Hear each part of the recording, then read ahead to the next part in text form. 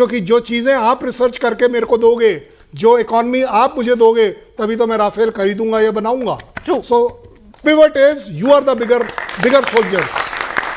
Jain sir, ये इतिहास गवाह है कि सूरवीरता हमारे देश में हमेशा रही है, सूरवीर दिए इस देश ने।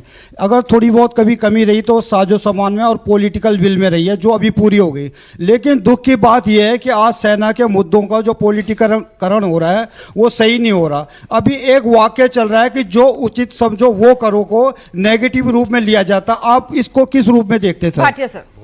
पहली बात तो जो उचित समझो वो करो एक ऐसा आंसर है जो इससे बेटर आंसर कभी कोई प्राइम मिनिस्टर किसी भी देश में नहीं दे सकता।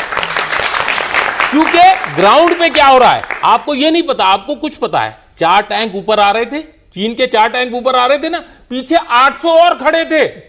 वो फोटो नहीं देखी किसी ने, लेकिन हमारे 12 टैंक ऊपर पहुंच गए थे। चाहे वो पुराने टैंक थे, किसी तरह हफ पफ करके हम बैठे थे ऊपर, 4 टैंक आ रहे थे। उसमें क्या प्रधानमंत्री से पूछने की जरूरत है कि आप वो तो यही बोलेंगे ना, जो उचित समझो वो करो। और मेरे को यकीन है कि हमारे चीफ साहब ने, उस समय के चीफ साहब ने उनको बोला होगा, सर 4 टैंक आ रहे हैं, हमारी नजर में है, हमने अपने टैंक लगा दिए हैं, जरूर पहले हम फायर नहीं करेंगे, लेकिन अगर वो हिमाकत करेगा तो हम मुंह तोड़ जवाब देंगे गलवान के बाद। तो ये तब हुआ, ये बिना बात के कोई इशू ही नहीं था। नॉन इशू को इशू बनाना कि एक किताब जो पब्लिश भी नहीं हुई वो उसकी पूरी बात वो क्या कहना चाहते हैं किसी को पता नहीं, और उन्होंने पार्लियामेंट पे रेस कर दी और सब उसमें हंस रहे हैं। अभी जो उचित समझे वो करो का मतलब, बेटा तुम जाओ, जो तुम ठीक समझो ग्राउंड पे करो। वो स्क्वाड्रन कमांडर करेगा, वो बटालियन कमांडर करेगा, वो ब्रिगेड कमांडर करेगा। कुछ अगर हुआ ऊंच नीच, मैं तुम्हारे पीछे खड़ा हूं, देश तुम्हारे पीछे खड़ा है। तो जब ऐसी बात कोई पॉलिटिकल मास्टर बोल दे तो इससे अच्छा तो कोई जवाब ही नहीं है। इसे ही कहते हैं सर फ्री हैंड देना। ऐसा है कि मैंने एक डिवीजन कमांड किया था जो पुंछ राजौरी सेक्टर का 250 किलोमीटर का लाइन ऑफ कंट्रोल, रोज गोलाबारी होती पाकिस्तान के साथ। मेरे नीचे 60,000 ट्रुप्स थे, उसके अंदर number of brigade, number of battalion, number of her एक बटालियन में एक कंपनी है, कंपनियों के आगे प्लेटून, उसके आगे सिलेक्शन।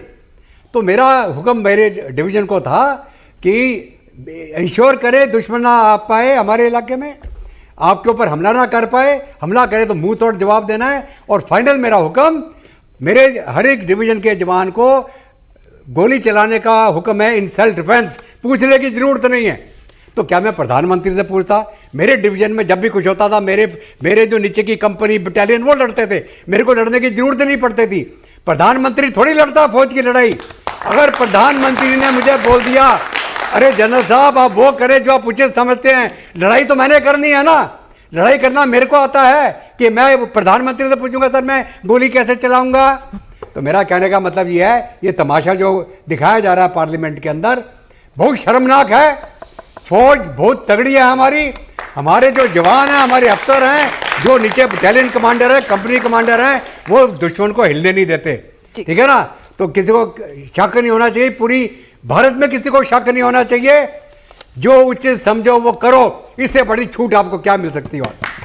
चलिए सवाल, हाँ 1-2 सवाल अब ले लेंगे फिर जवाब लेंगे। जी बोलिए। जी जय हिंद सर।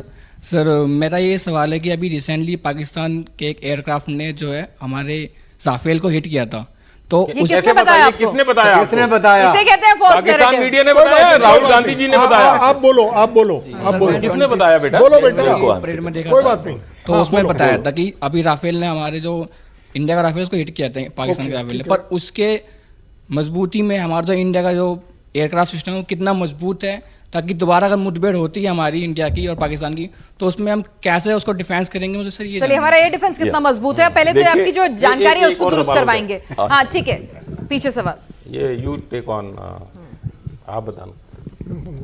जय हिंद sir, my question to the panel is, जैसे हमने अभी हाइपरसोनिक वेपन्स की बात की है और हम जानते हैं कि चाइना पहले वो डेवलप कर चुका है, और जैसे अभी हमने बे ऑफ बंगाल में अभी एकदम सक्सेसफुल टेस्ट किया है ऑफ हाइपरसोनिक मिसाइल, हमें कितना टाइम लगेगा उस पोजीशन में पहुंचने के लिए जहाँ पे भी चाइना है, और उसका हमारी एडवर्सरीज पे क्या असर पड़ेगा?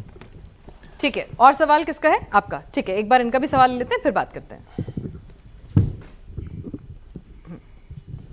जय हिंद सर, मेरा सवाल ये है कि जो नए डिफेंस सिस्टम आ रहे हैं वो शांति बनाए रखने में कैसे मदद करेंगे हमारी इंडिया की? ठीक है, चीन के बराबर पहुंचने के लिए सर कितना वक्त और लगेगा, मतलब let's be practical and realistic. दो चीजों का मैं एक आंसर करूंगा, रफाल और चीन के पास पहुंचने का हमारा को कितना लगेगा, दूसरा तो आगे सर हाँ नो। सबसे पहले रफाल की बात करें, मुझे एक दिखा दीजिए कहीं पे भी डेब्री।